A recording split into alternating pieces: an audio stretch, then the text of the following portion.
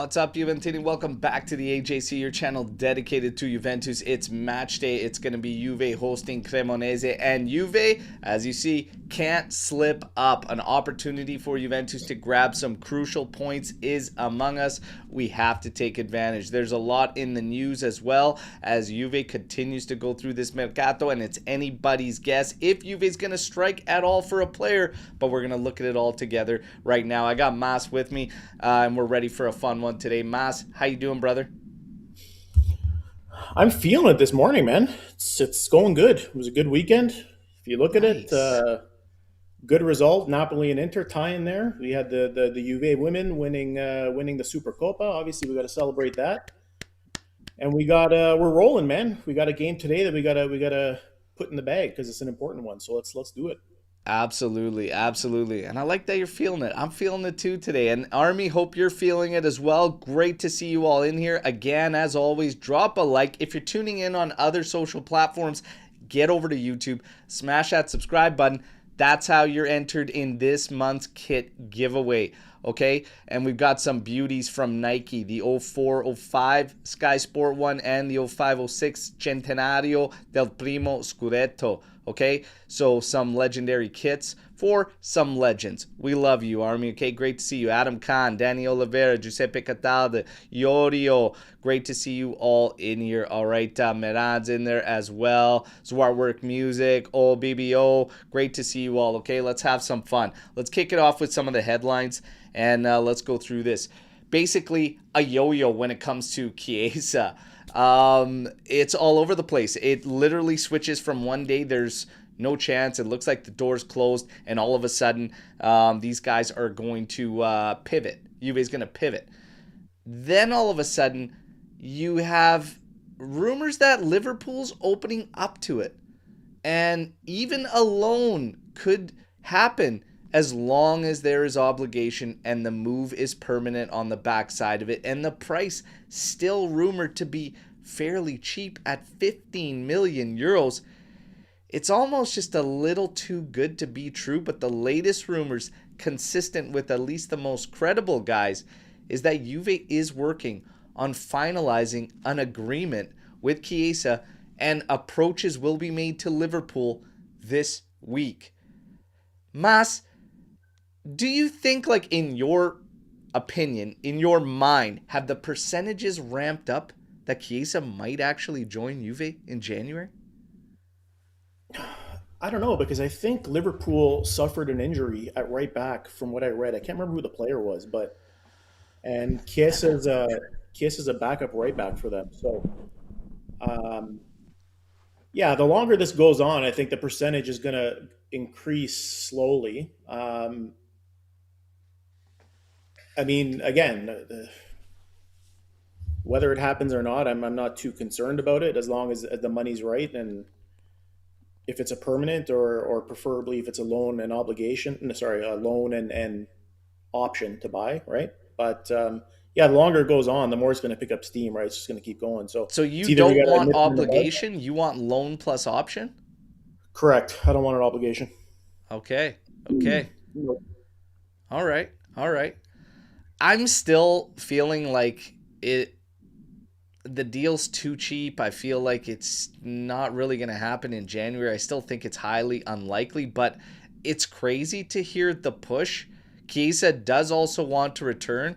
We know when players' will kicks in, it's anybody's guess as to how exactly it could play up, shape up, or go down. So let's wait and see. But that's the latest on Chiesa. It's like a yo-yo following this thing. Meanwhile, you do have other players that Romano has said Juve's been in on.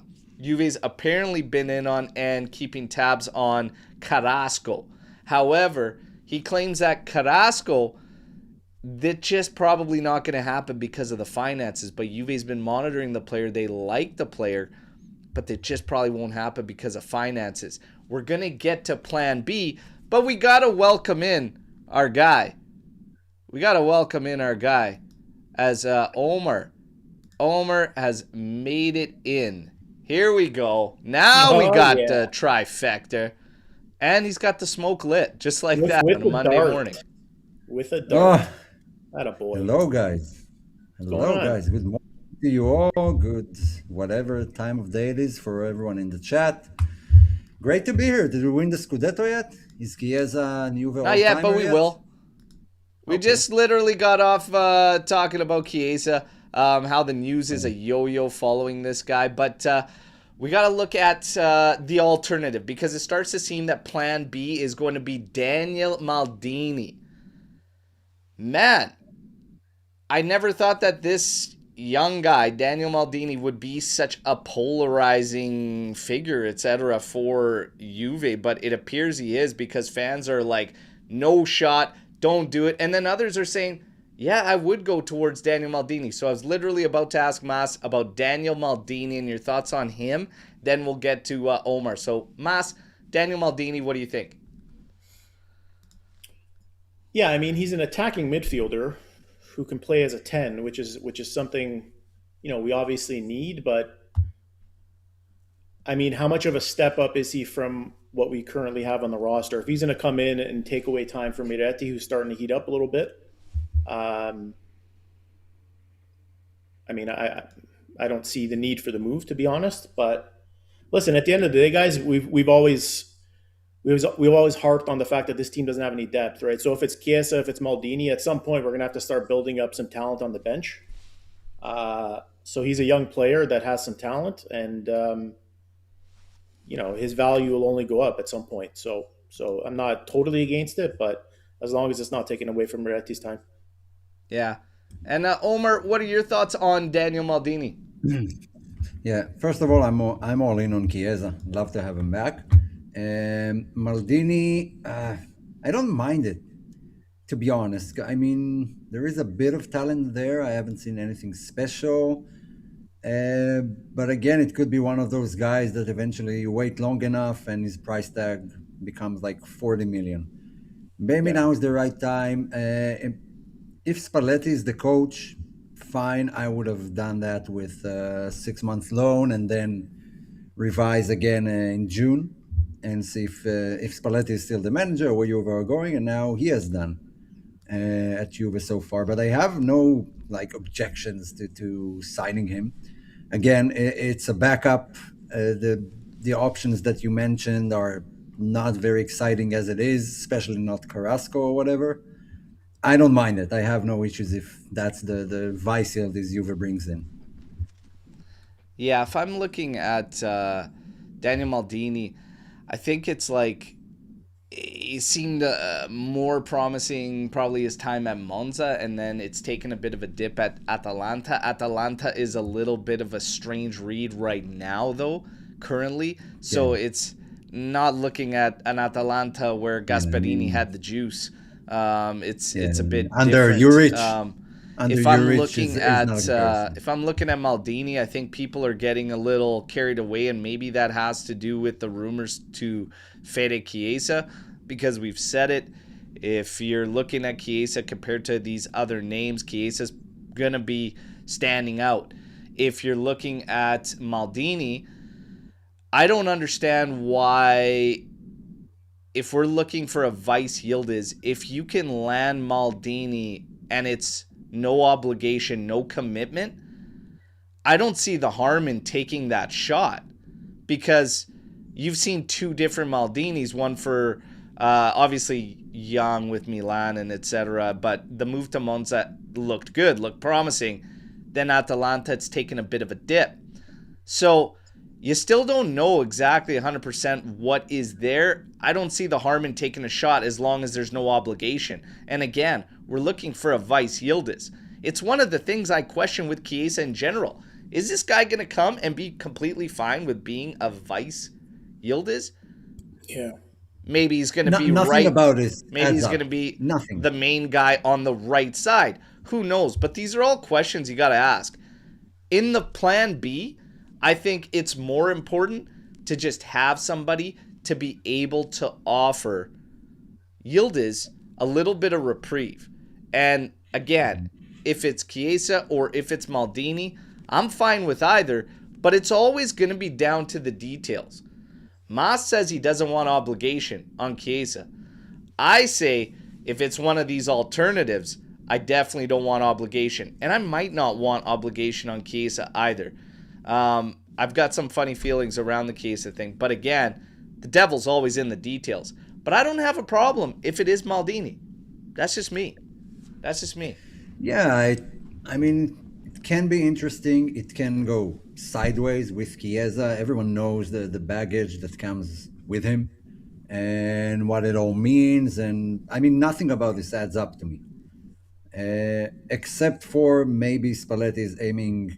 I mean, I would like to see a 4-2-3-1 with Yildiz centrally, Chiesa on the left, and Conceição on the right. But that doesn't solve our problem too much. It gives you more room to play, like play Miretti maybe behind the striker and Yildiz on the left, and switch between those guys.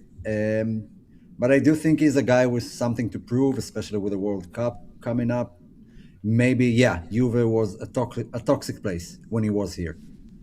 Maybe under Spalletti, maybe under a better guidance and a better structure, things will turn out differently. I hope, in case we sign him. So, yeah, I'm all in. It's good for my FIFA team. I mean, Chiesa is a baller on FIFA. All right. Enough with the FIFA. That game is a horror show, by the way, if you're playing online. Oh, my God. I know you only play career mode, but Jesus. No, it I peaked don't in think I've ever 2017. played a game with that many friggin' patches in my life. So to FC 26, NEA Sports. There. Okay? Fangulo. Now, we got to keep it rolling. Senesi. The rumors are Juve's got the approach contract ready, and it's going to be at 7 million euros, so 6 million pounds per year, 7 million per season, and he's going to be promised a crucial role as a starter for Juve. How do you feel, if those are in fact the terms, how do you feel on Senesi? Right signing, right move? Do you like it? Omer. Yeah, they seem to be all in on him. I guess there's a reason. I haven't watched him play a whole lot, like I've seen him here and there. So I can't really say it's exactly the guy we need. His traits match Bremer's, and he's going to be an absolute upgrade on Kelly or Gatti or whoever.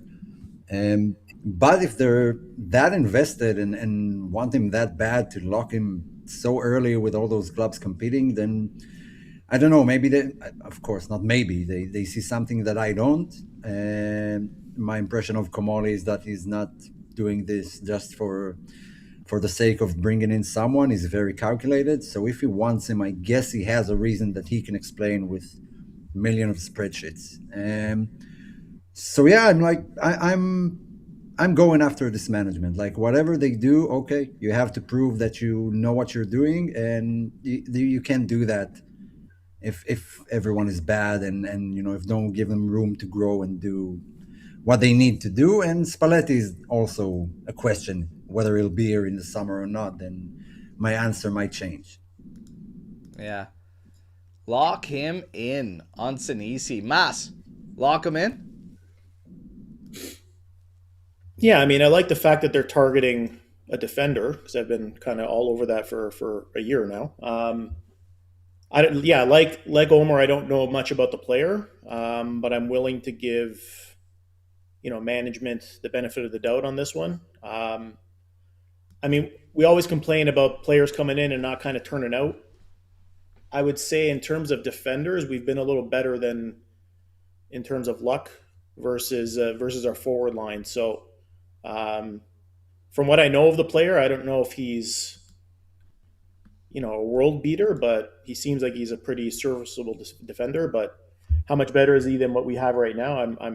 I can't say. So I'm willing to give it a shot. Yeah.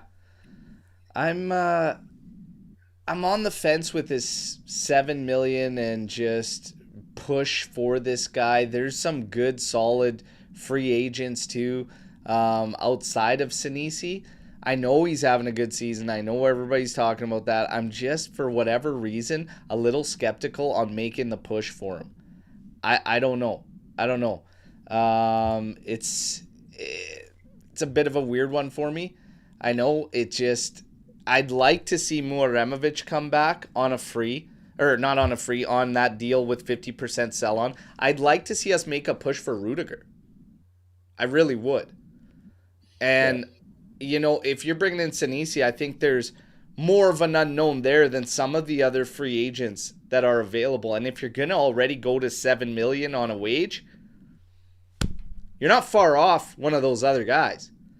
Yeah. So, and some are happy with just Senesi and Muremovic. I want like a top drawer guy still coming in for Juve. Yeah. I still want a top drawer guy.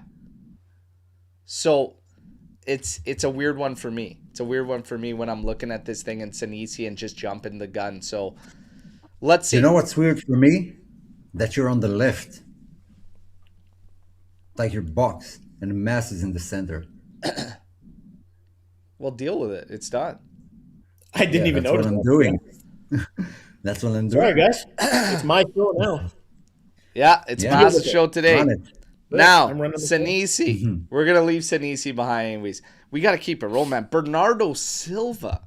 Apparently, Juve is seriously making a push, making an approach, getting contract talks ready for Silva. The big plan for the summer, big plans, is obviously, you see Senesi, you have Silva, you have Tonali.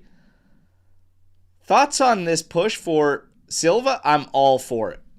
All for it. Of course. Hands down. I mean, it's not even a question. It's a no-brainer. You have to take a swing. You have to take a swing and try. Is he Man City's captain right now? Right? One I of, believe he if is. not the captain, yep. Yeah, so for me, it's a done deal. Just do it, whatever it takes. Still has enough juice. Whatever. Still has enough juice to go. He's Serie A, got incredible experience, which we lack, and he's probably exactly the fit you need from a player and characteristics and traits that need to be brought into this team. He checks all the boxes.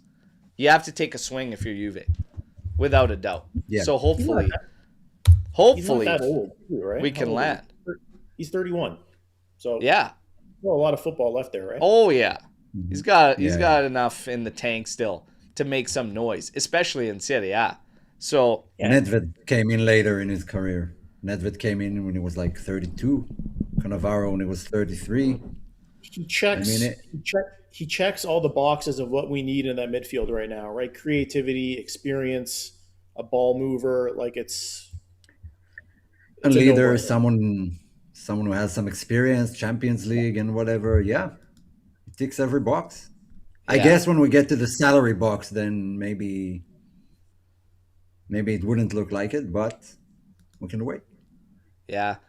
Forza Juve saying, if I like these signings, good players that has experience, lifts the quality of the roster, also super cheap as both are free agents. This shows Comoli can build a roster. You need experience. Well, I mean, we made no attempts for the back line this past summer and no moves for any experienced players. So, I mean, it might just be a little bit too late to the window, but at least now he's showing that interest in an experienced player, etc. So, yeah, let's give Comoli some more time and see what develops. Now, Silva, you keep it moving. Adzic decides to stay. He wants to stay at Juve and fight for minutes. I say admirable, but it's a mistake. He needs to go. He needs to play continuously. Do you guys agree with me or disagree? You want him to stick around and fight? I'll just say I do agree with you, but I have a bold statement about Adzic, so I'll wait till. Yeah. All right. Mas, what do you think? Yeah, no, I'm with you. I mean, there's obviously some talent there, but the guy's got to play. I mean, yeah, he can't just be languishing on the bench, right? So admirable that he wants to stay and try to fight, but in terms of our depth, he's not cracking the lineup anytime soon. So he needs playing time, so he's got to get out. Yeah, absolutely. Now, in keeping in another player that wants to stay, João Mario wants to stay. Might not have a choice. There's no offers. So a little bit of a different situation there. So the big claim is, João Mario wants to stay and fight for his minutes. Came from Mirko Di Natale. Meanwhile, all the other outlets are just claiming there's been zero proposals. So there you have it on João Mario. But Miretti case closed. Livio Miretti, his father, comes out and claims there's a lot of news, a lot of rumors around Miretti. There's only one thing. He wants to stay. The coach is happy with him. It makes no sense to leave. So it appears Miretti is staying, and I like that. We often asked, as they were leading you to believe, he could be sacrificed to fund this mercato. Well, here we go. It looks like he's staying. And then you get rumors that were immediately shut down about a Gatti Loftus-Cheek swap with Milan. We know that Fabrizio Romano came out, ruled it out, said no. The only thing that's ever happened has been a phone call from Milan to Gatti, and that's it. But I gotta ask, hypothetically, what would you think about that move? That's just the first question. Hypothetically, what would you think about that move, Gatti for Loftus-Cheek? Omer. Both are kind of a no for me. I mean, no, I don't see the benefit. Loftus-Cheek is not the midfielder I want, and Gatti is not the center back I want. Mas, what do you think about that hypothetical swap? Yeah, I'm not huge on Gatti. We got into it a bit yesterday in the Army chat, but I wouldn't make that move in January just because your depth at center back isn't there, and we may need Gatti for the rest of the season. But if that's something in the off season that were to happen, I wouldn't be totally against it, only because Loftus-Cheek gives you a little bit of different options in the midfield. He can play in a double pivot. He can play a little further up as an attacking mid. And he hasn't been horrible with Milan. So, yeah, I wouldn't be opposed to it in the summer, but not in January. I'm a no. I'm a no. You see, Vincenzo's like, I might do it. I'm a no on Loftus-Cheek. But I'm going to change a question. If you had to fund a mercato right now by selling Gatti, would you say goodbye to him right now in January if it meant moving on in the window and maybe like getting Chiesa, etc., or wrapping up some business? It's a tough one because first of all, it kind of locks down Coop Miners as a center back. Yeah. Now Rugani, I don't think he'll have like consistent minutes throughout the season. He's always injured and can get into any rhythm. So that leaves you with Bremer and Kalulu. So depth-wise, I wouldn't do that to fund this mercado, unless there's another center back coming in with the money, and then I would be up for it. But it doesn't seem like any of that is going to happen in January. I would probably say goodbye to him if it meant making a couple moves. If Spalletti in his presser pretty much hinted at wanting one more attacker, obviously we know what Vice Yildiz and an outside player. If you can get some business done, if it's not absolute scrubs, because if they're scrubs or if they're just safety nets, whatever, there shouldn't be any obligation. There shouldn't be a need to say goodbye to a player. But if you have an opportunity on a cheap for Fede Chiesa and you really do want him back, and it meant saying goodbye to Gatti, I think, Rugani's like on a day-to-day basis, but Kelly, Cope Miners gives you a little bit of wiggle room there at left center back, and Kalulu is going to play every single minute of every match for the entire season, and he's got stamina to go around for days. That's why he's seen with porn stars now. Yeah, it's probably... you're probably okay. You're probably okay. Oh, did I slide that in there? Yeah. I don't think Omer saw that story. I kind of slid that in there for anybody who missed that one. Oh, no, I'm interested. I would probably say goodbye to Gatti if it meant moving things along and bringing in a couple players. But again, you'd have to hit the right numbers. But right now, I'd probably do it if that's what it meant. So let's see. Well, go ahead. What is Gatti worth on the market right now? Let's be honest. 20 mil? Last summer, he hit 30 mil, and I'm surprised they didn't take him up on. Well, I'm not really surprised because we were pretty tight and limited on how much business we could do. But last year, there was talks of 30 million. So, listen, if somebody comes in with an offer of 30 million, I don't care what our depth is. I'm selling that guy immediately. Yeah. Yeah. Yeah, we also have another name that has come up in like the last 30 minutes, who is Oscar Mingueza. Oh, but it's for June, on a free transfer to June. Maybe if you want to discuss it. Who? I don't know who that player Oscar is. So Mingueza. I think there's it's not the much. guy with Barca, if I'm not confusing him with anyone. He played for Barca, and my Barca fan friends hated him. Where does he play now? I don't know, somewhere in Spain, if I remember correctly. Let me check. Celta Vigo. Yeah, he plays for Celta Vigo. He's 26 years old. Left winger. Okay, so that's possibly a Vice Ildes, but yeah. Yeah, no, not really. But it came from Fabrizio Romano. That's why I'm bringing it up. Yeah, I don't. No, nothing there. Nothing there to look at, in my opinion. Now, okay, for everybody that needs to hear the story, okay, it's just reported yesterday. It was a picture of Kalulu sitting down in a restaurant with a porn star. Okay, and the rumors are that he is seeing set porn star and potentially dating set porn star. Could not for the life of me tell you her name. Can't remember. Don't really care, to be honest. Right. But Maybe I can recognize her. playing every game, every minute of every game doesn't slow this guy down. All right, so there you have it. Now, Omer, I don't want to know. maybe- I don't want to know why you think you may know this person. Juve, and we're going to leave that right there. Juve and Cremonese. We got to get ready for this matchup, okay? It's game day.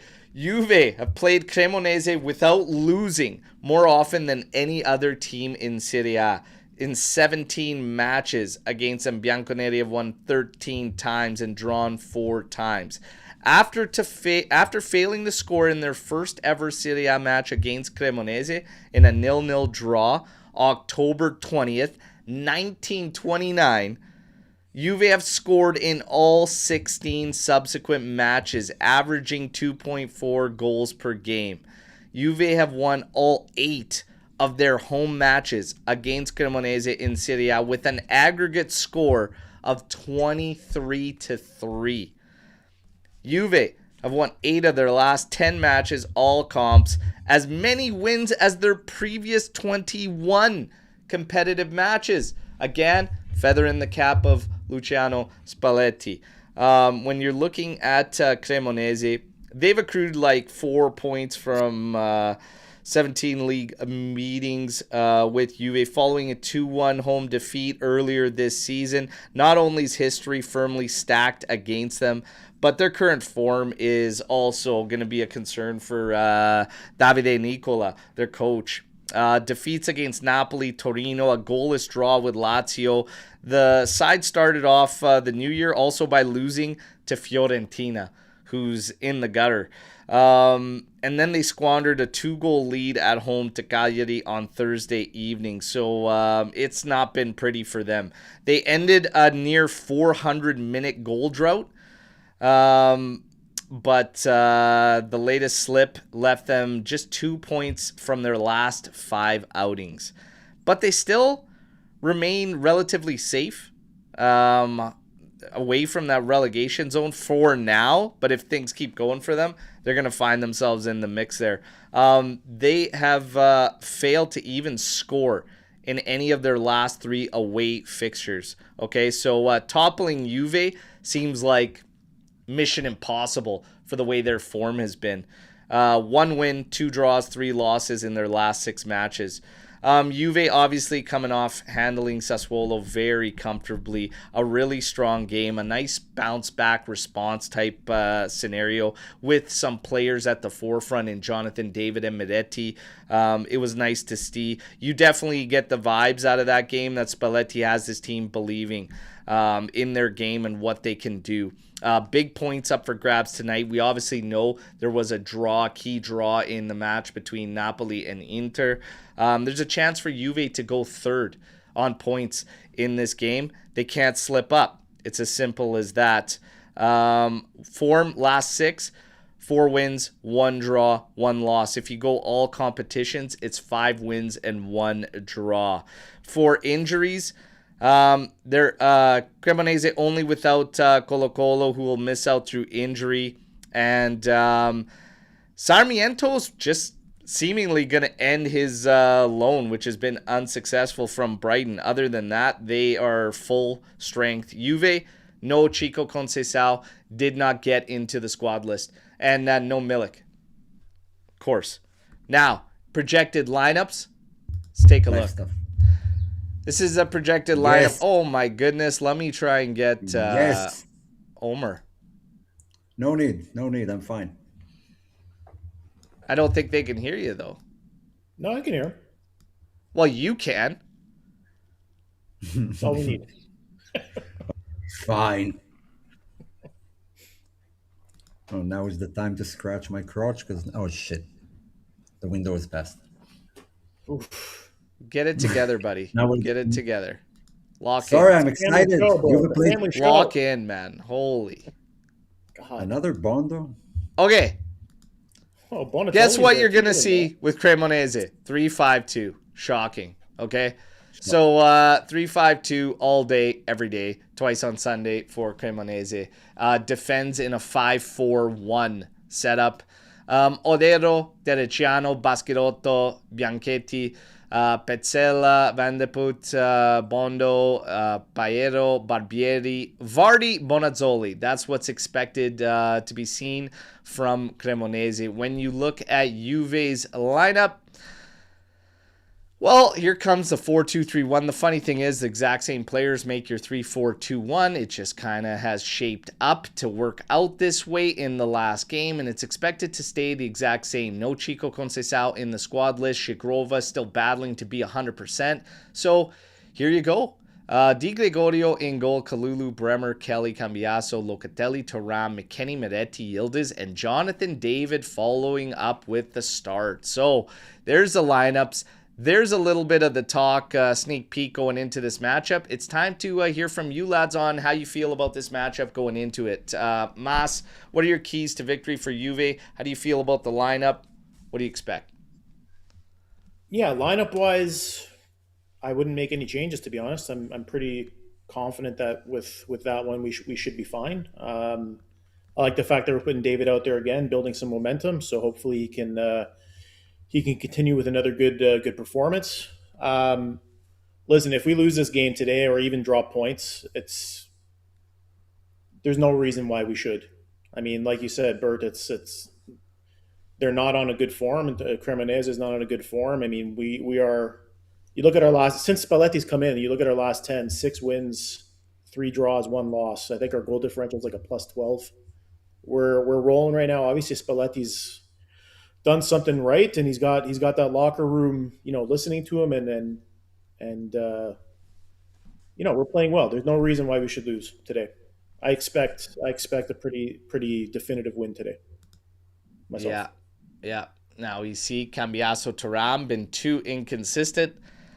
Little bit handcuffed though. Little bit handcuffed. Omer, what do you think going into this game? Yeah, obviously it's a must win. Inter, Milan, Napoli, and Como have all dropped points. So we have a goal to close the gap, and then most of them have a midweek game again, and the missing game that they missed through the Super Cup. So it's a great chance here for Juve to close the gap and put some more pressure on them. Should be an easy win. Should be okay. I know Lecce was a blip. Lecce, the score didn't tell the story of the match. Juve were great. They just couldn't score for the life of them. And so that's what I'm hoping that will change now with David getting a new boost of confidence from the last match. And so I'm hoping to see a bit more from him and see him continue this thing that he started right now.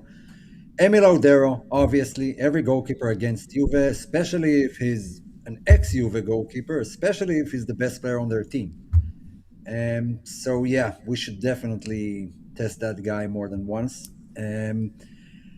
Beyond that, I think it's pretty straightforward. I mean, the lineup, like you said, it could be either way. I think it's just Sky messing with the positions of the players to get some more, interaction.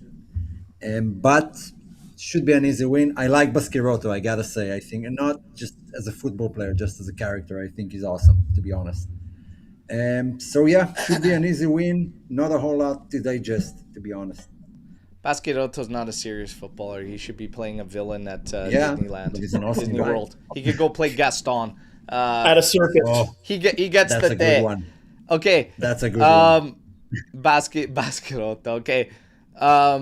Keys to victory are going to be simple. Obviously, you're playing the low block in a 5-4-1 defensive shell from Cremonese.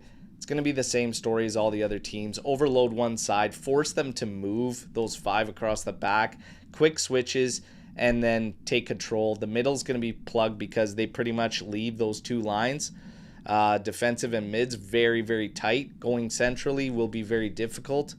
But you got to send numbers too. You can't shy away, and you're going to have to leave those guys at the back to fend for themselves. Now, we remember dating back to the last matchup, we got stung once by that, which made things interesting because Gatti made a very interesting decision playing against Vardy on that 50-50 ball. I feel very confident in pushing the line forward with the pace that you have between Kelly, Kalulu, and of course having Gleison Bremer at the back there. So I go, full strength, push the guys forward, send numbers, create havoc, overload one side, quick switches to the other, get into good positions, and look for trailing runs and shoot the damn ball. Shoot the damn ball. Hit some trailing runs. Try and get into those dangerous scenarios, and then put that ball into the trailing runs at the top of the area. It's a game where you're actually going to miss Chico Conceição, I think, because of his ability to beat guys and then be able to send those balls, the dangerous crosses in. Yildiz will be able to do his magic. Now, when you talk about Chico Conceição, man, something you got to keep an eye on, injuries with Chico Conceição. It's gotten, I think, to the point where you gotta keep tabs on this. It's a little bit, it's starting to become something when you look at his injury record. The only thing with Chico Conceição is that it's a lot of little minor things, but it is a lot and it is frequent. Now, the reason I'm not going too all in on him is because it's been a little bit of an ongoing issue with Juve just in general and recovery times and injuries. The last time we saw him before having to take this stoppage, he did not look 100%, and he did not look himself. So I'm willing to cut a little slack right now at this point. But you do have to start getting a little bit of concern around Chico and the fitness. What do you guys think? I don't. I'm not concerned yet. The way he plays, I mean, all those players who have like bursting speed and always charge at defenses, he basically plays sprinting most of the time. So injuries are a bit more common with these guys. But I don't think it's an issue yet. And to be honest, I feel like things have improved a bit in the players department, in the health department. I don't want to say J Medical, but it seems to be a bit, we're getting correct times and no one is out for long. I thought Cabal would be out for a lot longer. Definitely would last season. So I feel like there's been a bit of a positive change in players coming back. Yeah, last season, 24-25 season, missed 12 games. It was about 60 days missed. So a couple months worth missed. 12 games is what it worked out to. So far this season, he's missed 10 games. Five were split in a 22-day period between Juve and Portugal. So that's got to be noted. But, so far this season, it's been 50 days. 50 days. So, in total of time missed. I think it's something you gotta watch out for. Again, if you're looking at this team, he hasn't really had a vice because Jagrova hasn't been 100%. So, Chico's kind of been killing himself too. And I said we're playing a dangerous game with a guy like Kalulu. Yildiz could kind of be considered like that. he also needed a little bit of a stop to kind of pick up his form again. We all remember that little dip. Just something to watch out for. But Mas, any concerns? Yeah, no, you brought it up. That's the concerning thing to me is the fact that we have two very similar players on that wing that are both struggling with injuries. Jagrova obviously more so than Chico. Both very similar sort of frames, and they both play a very similar game. Yeah. So, yeah, I'm slightly concerned. I mean, based on the history of our team with injuries recently, it's something to watch for sure. Yeah. Yeah. And unfortunately, my friend, there will be no watch along today. I got to go to work. You guys. You got to get Serie A to stop scheduling Monday games. Yeah, these are brutal. Goddamn bastardi. Now, Kenan Yildiz.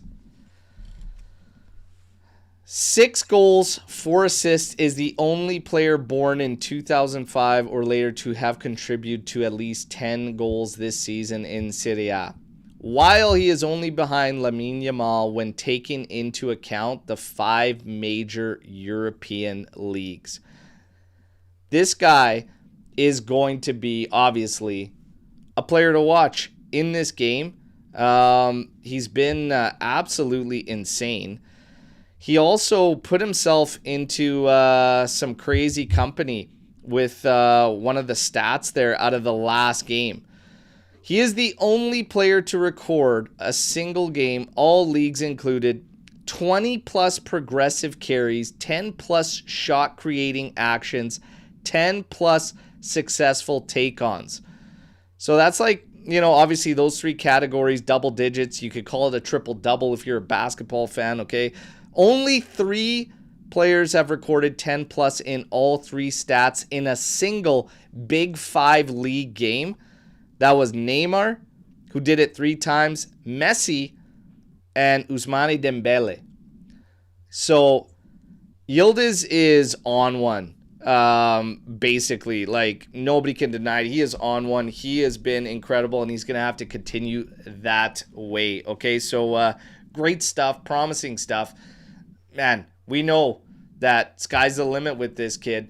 Hopefully we make everything right. Hopefully he sticks around for a while and we can reap the benefits. But he's going to be big in today's game too. Talked about the keys to victory. He's going to be a big part of creating some havoc for that team.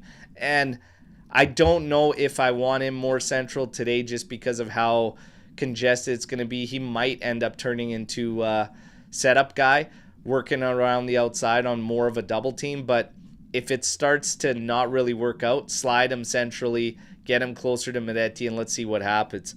One way or another, it's time to put our money where our mouth is. Guys, predictions, final score, tiebreaker, let's go. Mas, you lead the way today. And chat, fire away with your predictions. Let's go. Yeah, I'll say I'm definitely a lot more confident this upcoming game versus what I was feeling versus Sassuolo. So I'm seeing a 2-0 win, pretty convincing win. I'm seeing a goal from Yildiz, and my tiebreaker, I think I'm going to go a Bremer header off of a corner. That's what I'm going to say for the second. Okay. I like it. Omer, you're up, buddy. I'm going to go 3-1. I think Juve with another sort of comfortable win, like Sassuolo. But Vardy, the guy takes his chances, man. When he plays a big team, I think he'll get on the score sheet. Okay. But it will be either really early and Juve turn it around, or really late when you've already won the game. So let's go with David scoring at least 1, keeping the form going. Ilde is going to get 1. It feels like it's been a while. And McKennie to add the 3rd. Okay. I've got 2-0 in this game. I've got 2-0. I've got a rather comfortable victory. I think Juve will also get both in the first half. I think it's going to be 2-0 first half, and I think it's going to be smooth sailing. Maybe 3-0, but I'm going to go 2-0. And I think that Mac gets on the score sheet today. And I think that David bags one. So I'm going to go David and Mac goal scorers 2-0 victory. Okay. We've got, let's take a look in the chat here for some of the shouts. So you've got, oh my God. We got some optimistic scores. So 2-0 Juve. We got a 4-1 from Adam Khan. We got a 2-0 Miretti Yildiz. Like it. 6-1 David with the brace. My God, I'd love a 6-1 thrashing on Cremonese. 2-0 David Openda. 2-0 and nothing to remember in a few weeks. Maybe not, because they're crucial points. 3-1 Cremonese. Love it. Love it. 3-0 from Tuna. McKenny goal and assist. Locatelli screamer today. And Basquerotto red. Oh my God. That's a lot of action for a Juve Cremonese game. 2-0 Yildiz and David. Love to see it. Love to see it. Okay, guys. We've got them in here. We got a couple last ones. 2-0 Yildiz. Mac, David, Miretti assists. 4-0 Yildiz. David double. And João Mario getting on the score sheet. Now that he's decided to stay and fight for his minutes. Get rewarded. All right, guys. We are going to get to some Storm the Barn. I have some Storm the Barns. We also have these fellas with their segments. All right, so first one, I've got a Storm the Barn first before we open it up to everybody else's. So my first Storm the Barn is, I tell you, you can correct one thing. This team starts scoring more goals. You could correct the mentality, or you could correct the squad depth right now on January 12th. Which do you choose right now? Absolutely squad depth. Hands down. I think the mental issues, I think they kind of gone away right now. I think the team is in a good place. They seem like they found some belief in themselves, and the chemistry between them seems a lot better. So yeah, I'd go for depth, definitely. Depth for you. Mas, what are you picking out of those three? Yeah, I mean, depth is a good shout, but I think for me, the final third has been a problem for a long time. If we can get that corrected, I think we have players on the team already that are not playing up to their potential. So if we start scoring goals, I think we have a team that's good enough to compete. I mean, ultimately, depth is something that we need to figure out, but on the spot, I would go scoring. Yeah. So I think this is interesting. Very, very interesting, because mentality has been something that we have complained about for so long with these players. You also see a comment here saying mentality any day. Some players have got that, but many others like Cambiasso still have not. But here's my thing. The mentality's come a long way because we're doing something that nobody said could be done with this group of players. That's go on a very healthy run. Credit to Spalletti, and you can definitely feel the vibes. Look no further than last game. Look no further than what happened in Lecce and the vibes around the follow-up and the response from the team. Can't say that I'd be super confident this team wouldn't fall flat in years previously when you need that reaction. I think big credit to Spalletti is the fact that we're not picking mentality. And when you're talking about some guys like Cambiasso, Thuram that need to step it up, this is why I think more depth needs to be the answer, so that he's not handcuffed. Because I feel like he kind of is handcuffed in making... You can't make a statement and sit Cambiasso. What are you going to do there? Kostic is not the solution. João Mario could definitely not play the left side, even if we recognized his existence. Mm-hmm. So... And Cabal can be trusted to stay healthy. It's got to be depth. It's got to be depth. And I think that says a lot that we're not really thinking mentality, you know? So props to Spalletti. And as far as goals, yeah, hopefully they come as the confidence comes and the results keep coming. So knock on wood there. And maybe some depth helps that. Yeah, and someone also added here in the chat, which is also a good shout, is set pieces. set pieces could be improved. Although I'm looking at the stats now, we have 7 goals from set pieces. Like I don't remember one. I do remember one against Inter from Turam, and that's not including penalties. Like we have Crazy. 2 more I don't penalties. remember 7. Yeah, we have 17 open play goals, 7 set pieces, 2 penalties, and 1 on goal Wow. in the league. Like that. That does. I don't think it includes Champions League. Now, It doesn't. I do have one more right now, and then we'll get to your segments. What does Juve need more? A 9 or a creator? Creator. What do they need more? Yeah, creator. Because I think with a creator, like half of our problem is our forwards aren't actually getting the ball a lot of the time. If you get a creator in there, they're going to be getting a lot more service, which would hopefully lead to more goals. That being said, I mean, our forwards have missed some screamers this year. So I'm not taking all the blame off of them, but if you put somebody in there that's creatively good, I think that'll help. I feel like we've gotten a good amount of creation coming as a group, as an overall, and I feel like a 9, like a prototypical 9, I'd probably pick just because Openda isn't that guy. David's not really that guy either. He, like, even for Team Canada, he plays off another partner, etc. I feel like a prototypical 9, to be quite honest. Like, just a different profile, you know? Yeah, for me, it's a creator because look no further than Pirlo and what he made Juve when they had Matri, Quagliarella, Vucinic, and Osvaldo, and how much better they were with an actual good creator who put him in good chances.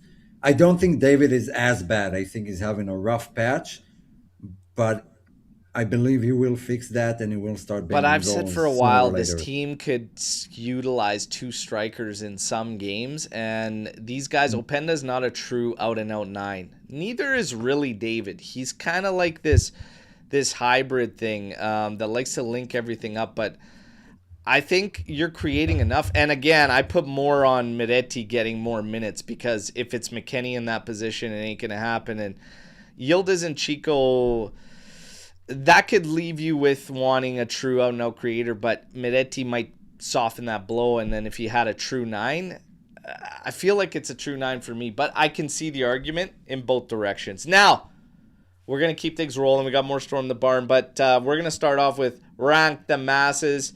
Okay, then we'll get to a little Storm the Barn, and then we're going to do the bald statements. So, Mass, it's your time, buddy. What do you got for us today? Give me my horn. Okay. I want the horn. Thank you. Still waiting for my music. There you go. Just Spanish. called anyway. Rohan.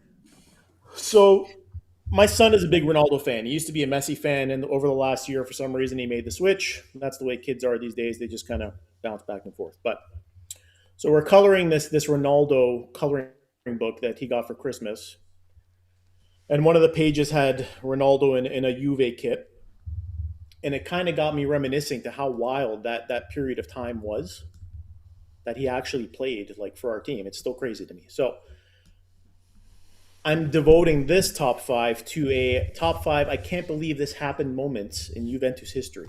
Okay, so top 5 unbelievable moments. And again, relatively to the time period that I actually saw happen. I mean, I'm sure there's some crazy moments that happened back in the day, but I wasn't around. So, number 5. So, Ronaldo's time at Juventus, 2018 to 2021. So, I can't be the only one that feels that this was like a surreal sort of dream-like thing that had happened. I mean, from the arrival to the way it was announced to, you know, his play on the field, it was just crazy, right? So he came over for 100 million euros. We all know that. Salary 30 million a year, 101 goals in 134 games. He was pretty successful in terms of championships, 2 Scudetti, 2 Supercoppas, 1 Coppa Italia. Obviously, he never won the Champions League, which is really what he was brought in for. But I mean, that's obviously a very polarizing topic when you bring up Ronaldo. Some people thought it was a good move. Some people to this day think it didn't. The only thing that's for sure is that financially it put us in a situation that we're still kind of paying for today, right? So That's number 5. Number 4, 5 consecutive Champions League final losses. Hurts big time for a team like us. So that's from 97 to 2017. So no other club in Europe has experienced, a 20-year final curse like we have. Let's be honest. So 97, we lost to Dortmund. 98, Madrid. 2003, Milan. 2015, Barcelona. 2017, Madrid. I will say, it has to be said that those losses came against teams that were really at their peak. If you really look at it, I mean, the Madrid loss in '98, they ended in 32-year Champions League drought. The 2017 Barcelona, that could possibly be the greatest. Sorry, the 2015 Barcelona, the 2017 Madrid, probably the two possibly best club teams of all time. So we've really just had some bad luck running into some teams that were amazing. Let's be honest. So, but this leads me into number 3. Champions League final versus Milan 2003. So obviously the end result was a loss in penalties. If you look at that roster, we had a bunch of players that were in their prime that really, it's a shame that we didn't actually pull off that win. And to lose a final without conceding a goal in open play is painful, to say the least. But that's still only one of 2 Champions League finals where it finished goalless. Buffon actually saved, I forgot about this, but Buffon actually saved 2 penalties in that game, and we still lost, which is wild. And obviously we had no Nedved in that game, which was, huge because based on the form that he was on, he would have been a deciding factor for me, I think. So that was 3. Number 2, 9 straight Scudetti. So when you really think about this, how wild is it that we were champions for 9 seasons in a row? Are we ever going to see that again in Serie A? No. Unlikely. But not until we do it again. Hopefully. Here's hoping. But to put this into perspective, so in club football, only Bayern Munich has been able to put together a streak longer than that, and that was 11 years, which is in itself crazy. If you look at it, we only lost 34 games in those 9 seasons. How wild is that? That's just crazy. 3 different managers during that time, so it shows that it wasn't really managerial or just managerial, but organizationally we were being dominant as well. And if you look at it, the next closest Italian team to have ever done a streak even close to that was Inter, with their 5 titles from 2006 to 2010. And that actually leads me into my number one rank, which is Calciopoli 2006. Obviously, we don't want to talk about it, but it exists. It is a real thing. We were obviously stripped of our titles in 05 and 06, relegated to Serie B with a point penalty. Inter really only dominated that period of time because we were sent down and that whole situation happened. Let's be honest. Looking back on it, for a club of our stature who had never been relegated on the pitch, to see legends like Del Piero, Buffon, Trezeguet like playing in Serie B, it was a nightmare. Let's just be honest. For guys that are old enough to have experienced watching games at that time. On the other side of it, though, if you look at it, all those players could have left for big money deals anywhere in the world at that period of time.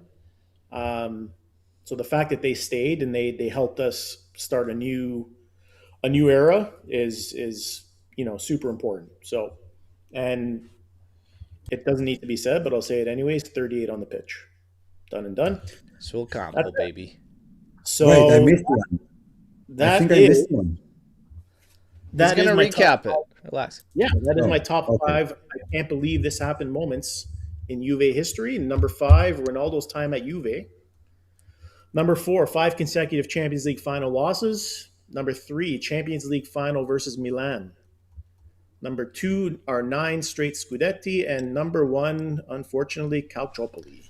The biggest load of horse shit ever. Calciopoli. Dude, I like that. I actually like that. I've got a couple holy shit moments myself that I couldn't believe happened. Number 1, that Vucinic decided to pull his shorts off for a celebration. Couldn't believe that happened, okay? Another one, the comeback against Atletico Madrid, just playing off of your surreal Ronaldo moments. That was like a surreal match type moment associated with his time at Juve. That was crazy, that comeback. The other was before he joined Juve, but the comeback at the Bernabeu that we overturned on 3 goals to get to that Oh, point, that was insane as well. That was my number that six. that match isn't talked about enough. Beating that Real Madrid away, Well, Away it's not like a to 3-goal deficit and getting yeah. it level, and then a moment that yeah. is highly controversial. That was crazy. That was Okay, That's what I was insane. going to so say. so It wasn't putting only the aside comeback, but it's what happened afterwards, right?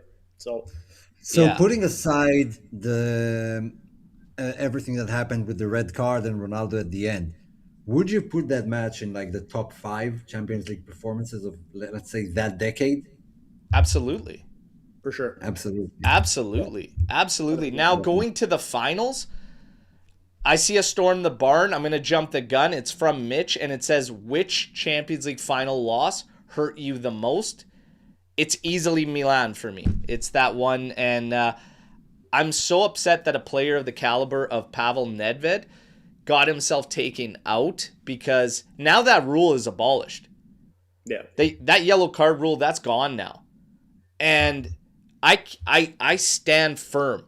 The ones that should have absolutely been victories for Juve was 2003 and 97 against Dortmund. Those had to be victories. Yeah. Those are the ones that probably sting me the most, because everything else, okay, up in the air. You're facing that Barca side. I still say, give me that fucking PK. That was a PK. Give me that PK on Paul Pogba from Alves with the rape job. And then you've got against that Real Madrid side. I mean, that's a toss-up, but that's still one of the best goals. That was a holy shit moment. That goal Mandzukic scored in that final was another. I can't believe Yep. that goal. That ball didn't touch the ground and Yep. stretched from right to left, halfway to the top of the box. Insane stuff. But the Milan one hurts the most for me personally. Yeah, for me it's that Real Madrid. So by your going through your rankings, I'd put Calciopoli number 1, and never expected anything like that. And that was basically defined Juve's next 20 years. Number 2 would be the 9 Scudettis. Absolutely Yeah. seems impossible in Italy. Number 3 would be Ronaldo at Juventus, because I remember there was a report that Agnelli greenlit a move for Gareth Bale, like a week before the Ronaldo move, and I was so hyped. Nah, no way it's going to happen. Then like a week later, they signed Ronaldo. So imagine my shock. Number 4 was 5 losses in Champions League. Champions League is very random. Something, we did play against 2 of the best sides ever, like you said. The Real Madrid goal in '98 was offside, so shouldn't have stood. Dortmund was a real shocker, and Milan was just, it meant nothing without Nedved. It felt like it before the match. And number 5 would be, what was the last one? What was it? Oh, sorry. That's all 5. Yeah. Yeah. And I would add the Ligt. I wouldn't imagine we would sign the Ligt. After the season he had, the best young prospect, everyone wants their hand on him. I was certain he's going to go to some Premier League team. We're going to shell out money, but we somehow did get him. I was pretty Well, shocked. once he signed Ronaldo, it was fair game on everybody, right? Yeah. And the Yeah. Madrid one, the 4-1, was the worst one for me. Like the worst loss in a final. It was painful. I mean, I don't know how on earth people can say whatever they want. There is no way something didn't happen at half, just the way Yeah. we came out. Like, Yeah. I'm not buying it. Because things were great up until halftime. Yeah. You were Yeah. fine. Giving them Just it fits came too. out a completely different team. Came back from the locker room. Yeah. It's wild stuff. Now, Storm the Barn, let's try Machine Gun a couple, then we're going to get to bald statements. How many points do you expect Juve to drop through the rest of the season? What's our top 4 most challenging games in our schedule? For me, 2 to 3 losses, 4 to 5 draws. Oh my God. I mean, this is a tough. I mean, you're trying to talk about an entire schedule right now when we're very much at a game-to-game basis. I don't know how many more we lose, but I'll tell you what, I'm a lot more confident now than when Spalletti started, and I'm just going to roll with that. That's a good sign. I don't know if they 2 to 3 losses. Yeah, I'd probably say around that. 4 to 5 draws. Sure. I mean, what are we? It's just this question is a huge guess based on an entire schedule that could flip like this with one key injury. Yeah. It's like damn near It's a very impossible. tough All I'm going to say prediction. is I'm way more confident I am now than when Spalletti started. Credit to all of them. But I think a big telltale game will be smack dab in the middle of those Champions League games when we face Napoli in our house at the end of this month. That will be a telltale sign of what's going to come for the rest of the season. And I don't think that's an over-exaggeration. What do you think? Mm-hmm. Oh yeah. Yeah, I don't have a lot to add. I'm kind of in line with everything you said. Yeah. Oh my God. Bobby, would you consider going for Romano, Floriani, Mussolini? Who else apart from Benito's great-grandson could take this team to the next level? Hey. And you're giving me fits for knowing a porn star. Come on. Take it easy. Take it easy. Damn it, Omer. Keep it clean. Have you heard of the reports coming out of Madrid of a terrorizing young center back? He's terrorizing his own fans with his shit defending, and his name is Saddam Hussein. Oh, yeah. Saddam Hussein. Dean, the Spaniard. Oh, yeah. Heavens forbid we criticize his defending, because CIES Football has him as the most expensive center back on the planet. Congrats. I like it. Mm-hmm. Can we get injury updates? Feels like I've missed out on some lads going down. Pause. Adam. Easy, buddy. Easy. Milik's still out. Just so you know. Is the Napoli game sandwich between the two Champions League matches? Yes, it is. I hope we get Fede signed before that big game. Sweaty, man. Just promise me to take it easy if we do sign. So Arit's going to go to the moon if they sign him. Take it easy. I want a 3-0, but I think Vardy will make it a 3-1 win for us. Oh, he's jumping on the Omar prediction there. Don't mind it. I like the business we've been rumored with doing in the summer. Mateta on a cheap. We didn't even talk about Jean-Philippe Mateta, Senesi, and Silva on freeze, and using 50% on Muremovic to get him back. Are we finally building sustainably? I mean, that's time's going to tell that one, right? But, I mean, are these guys going to be the right moves? I mean, Silva, we're all going to be on board with that one. Senesi is a bit of a question mark. And, again, market opportunities, sure. But we have to kind of maneuver this way. We know there's an FFP penalty coming as well. So I don't mind a lot of the business we've been rumored with. The only time I haven't really liked it is January, because you've got names like Guido Rodriguez that don't move the needle at all. And you've got some scrubs, but that's just January. So overall, I have liked quite a few of the rumors. So that's a positive. Remember the days when we heard the rumors and we were like, oh my God, no thank you, to like almost all of them? Well, it's a bit better. Not so far behind these days. I like this one. Would you rather take Chiesa, Bernardo Silva, Senesi, or just Tonali? Oh, that's a good one. That is a good one. Just Tonali, arguably the best midfielder in the Prem right now. Best Italian mid. Yeah. I would do that. You would take Tonali? Yeah, probably. Yeah. Yeah, probably not very logical, but I would take Tonali. Like, ask me again in the summer, and my answer might be different. Well, because Chiesa, man, that's crazy. Like, because I mean, Chiesa could help the cause big time. I mean, if you've got Yildiz on one Mhm. side, Chiesa on another, you got Bernardo Silva creating in there. Sinisi is kind of like, okay, it's a free, but Tonali is, Hmm. that's tough. That's tough. For me, Yeah. Sinisi would be the decider there if he actually turns out to be a player. Because Chiesa, I could go either way on. Silva, you're right. I mean, he's going to be a monster creatively in the midfield. It's just that Tonali's at an age where you can have him for Yeah, a long a while. period, right? So it's really hard. It's really hard. And he's already balling out now. Yeah, Yeah, what if Uh, it turns out that Silva is too old and it's not the same out of Pep's system? Senesi is just a free transfer and there's a reason for it, and Chiesa goes back to being injured in the same Chiesa we saw at Juve. I mean, yeah. all And could what if happen. I mean, Tonali of gets course, hurt? I'm exaggerating. And what if Yeah, of course, I'm Tonali gets hurt, exaggerating. right? So you got I three have less players belief in that him help getting the hurt. group. Or, I'd probably take the three. I'll be honest. I'd probably take the three. That's a tough one, though. That's a tough one. Mm-hmm. All right. We're going to do bald statements.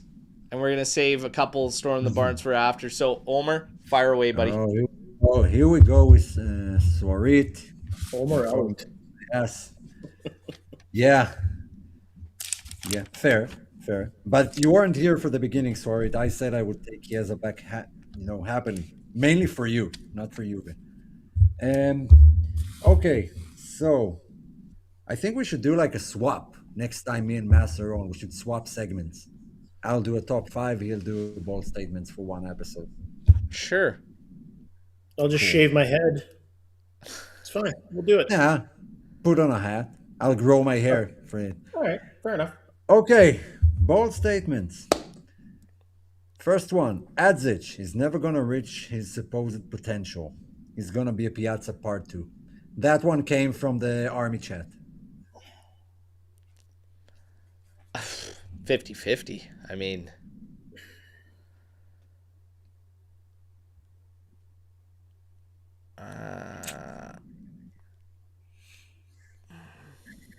The sure. problem is Tell you what, Yeah, go you ahead. haven't seen enough of the guy. That's the problem. You don't know what he could potentially be, right? That's why this has been so difficult.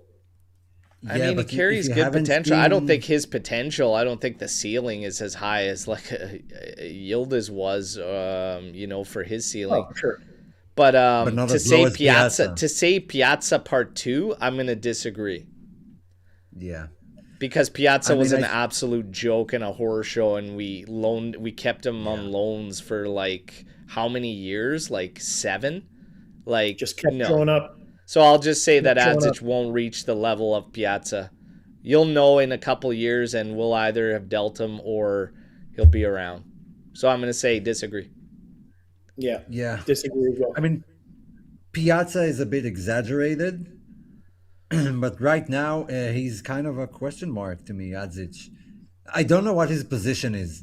Like, what's his best position? Maybe because we haven't seen him enough, but he's been here for what, 2 years, 2.5, and we've seen him a handful of times.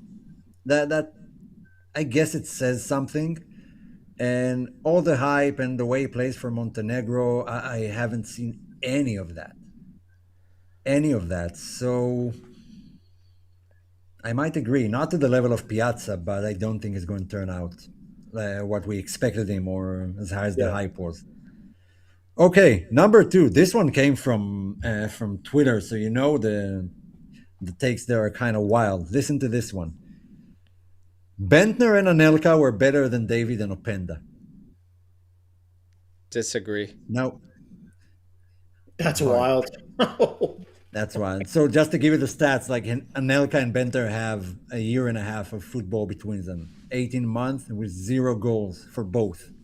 So David kind of already knocked him out of the park on the first match day when he scored against Parma, and later Yeah, on no. Openda. Those guys were Yeah, that- disasters. It's no. Yeah, It's that's funny. a wild statement. It's funny you brought that up because in the Army chat yesterday, I posted, you know that Peter Parker glasses up down thing? Yeah. So when you put when the glasses were up, it was Anelka and Bentner, and then when you put it down, it was a picture of Bentner or not Bentner, Openda and David. So, but no, that's no way. Those two are just a horror show. It's Yeah, and they had Pirlo. They had a really good team around them, and they still failed to score even one goal. nope, not even Awful, close. No, disasters, absolute disasters. absolute disaster. And they got a Okay, next Scudetto. one. They got a Scudetto for their contributions. Those fucking Yeah, mutts. there's a photo of both of them, right? Yeah, With like the Scudetto trophy. That's ridiculous. Okay, Juve aimed too low when they built a 40,000 seat stadium. Should have built it bigger. agree. Yes, 100%. Agreed. I actually disagree. And just because of the attendance stats in Italy is just not as high as Germany or the EPL. It's just pretty bad, and I'd rather have a 40,000 full stadium than a 60,000 like half empty. And they left room for renovation and expanding the stadium. So if they do want to do that, and the fact that they haven't done it so far means that they probably aimed at the right place. No, I think I disagree. I disagree because Serie A scheduling disasters don't necessitate a mistake by Juve. When it's on the weekends, they're selling out even against scrub teams. I think Juve's got the capability to have a lot of fun with those games that are lower spectators, that they can work with kids and young kids around the community and whatever. And they've done that in the past, which they should. But also, Juve needs to get smart, and they need to take advantage of the fact that they have and own their own stadium. When you're talking about a league that doesn't make enough for its clubs in terms of revenue, having more seating capacity in your stadium opens it up to other events that can draw in more money for you and bring revenue for you. So I think it's a bit small by standards of it doesn't need to be 80,000, but 38.8 wherever it's at is pretty small for a size for a club like Mm. Juve that has that many fans that can fill out on the weekends no problem. I think it's a little bit, they left some money on the table, I think. Well, and Mhm. it's not easy to get tickets, right? I mean, it's not like people aren't banging the door down to go watch games. But I think the demand is Yeah, still there. yeah. Yeah, ticket Someone wrote here, prices are high. Mason. I mean, for the people there, sadly, and I mean, like we heard about the Curva all the time and them doing that, but I mean, in reality, in the grand scheme of things, if you look sport for sport, if you're talking top four North America sports versus ticket prices to there, it's not even close. Yeah. Like what we're paying to go to like NHL games in hot markets is crazy. So you can't take like a team that nobody gives a shit about and compare it. You're talking about a hot market Juve versus a hot market North American team. The prices are ridiculous. Like I mean, it's not even close. So yeah, I think a little bit of a shortcoming there in terms of seating, but the Mhm. stadium itself is beautiful, beautiful stadium. Yeah, stadium is gorgeous. I absolutely love it. Okay, number four. The 2003 UCL final was boring as hell. The which one? Sorry. The 2003 final against Milan. Well, I mean, it was definitely a defensive struggle. It was boring in the fact that there were so many talented players in that game, and it turned out to be a bit of a slog, I guess, for lack of a Snooze better term. fest. Yeah. It's Yeah, hard to call something that I was sweating and so nerve wracked through boring, but I get it. I get yeah. it. Yeah, try to look at it, more, I not like a somewhat I Juve fan. somewhat agree. Was it the most boring final in history? No. Tottenham final takes the cake for that one. Oh, that was a Oof. snooze That fest. was the worst Yeah, Champions League final I've ever witnessed. Hands yeah. down. I would agree. 2003 was a boring final. We're Yeah. invested because it's Juve, but uh, like Mass said, the amount of talented players that were on the pitch kind of negated each other and nothing happened. Yeah. Just a black hole. Yeah. Okay, the last one is more of a question rather than a statement. Um, from the current roster, who do you think will stay at Juve the longest?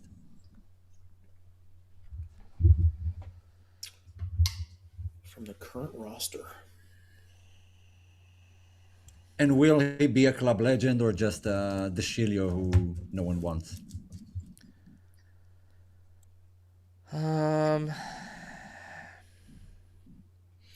I would love to say Yildiz, but I don't think that's going to happen at some point. I think we're going to cash in on him, unfortunately. I would love to say he's going to go down as a legend, but I don't have much faith in football these days that players stay around long enough to become legends anymore, to be I honest. think it's going to be Locatelli. Locatelli is a good shout. I think it's going to be Locatelli, and no, of course he won't be seen as a legend because half the fan base hates him. Yeah.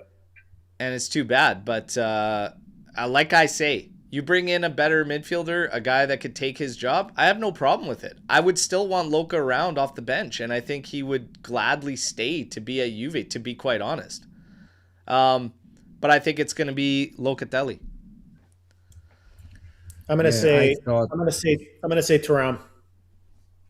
Ooh. Oh. Not based on Nice. his current form, but I think and I hope with the potential that he has and just the history he has with the club, I think he can be a guy that can stick around for a long time.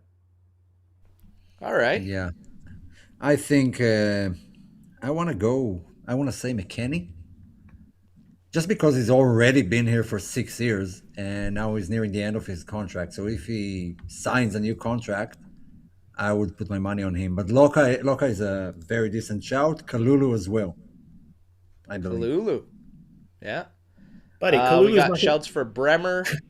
Kalulu's not going to be playing football in the next couple of years if he keeps on playing these minutes. Pinsolio. Yeah. Pinsolio, the only correct answer. There you go. There you go. I think he's leaving this season, right? The end of the season. He's expected to retire. Retire from what exactly? I'm not sure. But yeah, he can just do what he did. Is he not retired? With no salary. Yeah. He's just got a great seat for all the games, man. He's got free travel to the games. Oh, he's going to cry when he retires. Man. All right. Was that the last one? Yeah, that was the last one. Nice. Okay, great stuff, boys. Both of you guys, I love it. Love it today. Absolutely love it. Storm the barn. We're gonna machine gun a couple last ones. I have one more. Give me your best 11 today. No explanation whatsoever, just names. Okay. Right now, best 11 going into a game for you. No explanation, just names. Okay, so I'll go 4-3-3. Di Gregorio, Kalulu, Bremer, Kelly, Cambiaso, Locatelli, McKennie, Thuram, and Yildiz, Conceição, David.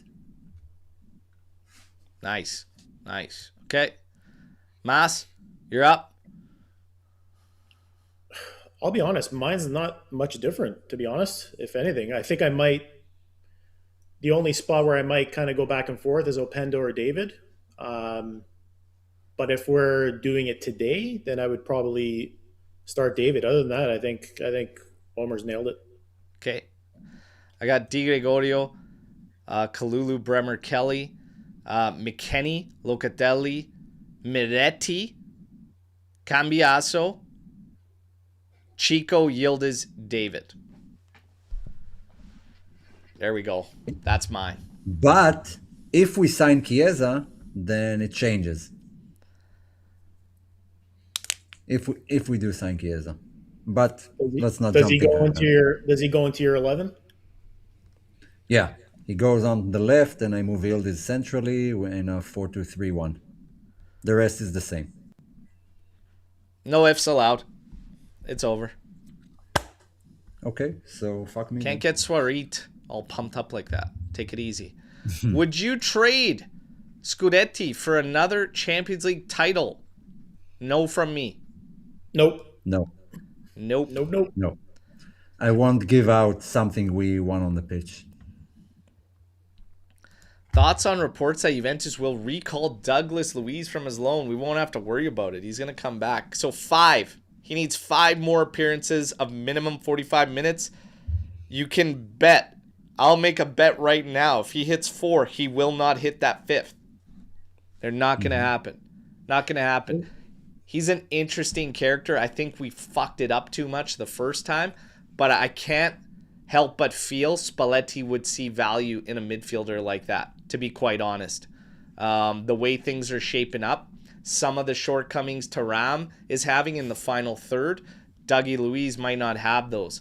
So I see a lot of people brushing off right away. No. Just saying. Can't help but feel that way. If we win today, does that make us a Scudetto competitor? Yeah, I said we were Scudetto competitors like 4 matches ago, even before the New Year's.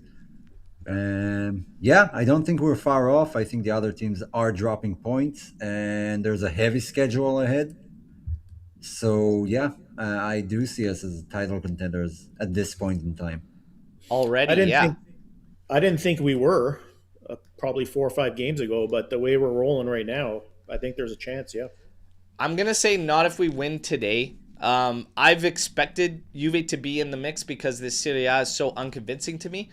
I'm going to say if you win today, you win against Cagliari and avoid defeat against Napoli. If you pull off a victory, those 3, if you can pull off the 9 points in these 3 games in league, you're 100% a Scudetto competitor. So I'm going to say that right now, Juve's kind of like in the mix, okay? We're like on the fringe for those golfers out there, okay? You're not on the fairway, you're just kind of, on the fringe there. But if you pull off these next 3, you are 100% a Scudetto competitor.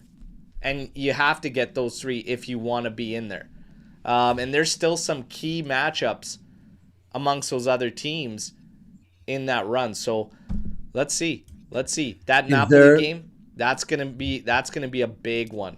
Big one on that return. And I think it's the 25th. I think it's January 25th. So big one. Now, I see Arthur coming up there. They're talking about Arthur for a national team recall. Listen, Gremio wants to buy him. I don't care what the hell we sell for. Just see you later. Get it done. So already we have like possibly Arthur Melo, possibly Caio Jorge that we're going to see some money from him. And Nico Gonzalez and Douglas Luiz. That's a lot of money coming in if we finalize all those transfers before the summer. If they get finalized, of course. And again, I'm not expecting all of them to get finalized. I think Douglas Luiz is coming back. The Nico one could go either way, but I think that one will get finalized. Yeah, we also got to pay We also got to pay 40 for Openda, though. Don't forget about that. Yeah, we got quite a bit that's going to go there for obligation and stuff. So let's see how it pans out. We got an FFP penalty that we're still going to wait. It's supposed to be minor and already accounted for, but you know what those clowns are all about. So let's see. You guys had a lot of fun today. Great segments, by the way, by Mas and Omar. Great stuff. Army, you guys are top drawer as always. That's expected. Drop a like. If you're new to the channel, subscribe. What the hell are you waiting for? Your one-stop shop for everything Juventus. If you're tuning in on another platform, get over here. Subscribe. Kit giveaways monthly, okay? And we got bangers out for the month of January. And we're already ripping through the month. January 12th? Hey, get subscribed. You guys, tomorrow morning, post-match podcast. It's definitely myself and Nick Rossi. We'll see if we can get a third on that panel. We've got some maybes from the team that we're waiting on, all right? Let's hope it's a victory show. Let's take care of business. Cremonese, let's give them the big fat day. Guys, till next time, as always, fino alla fine, forza Juventus. Let's go grab those crucial points. Ciao tutti.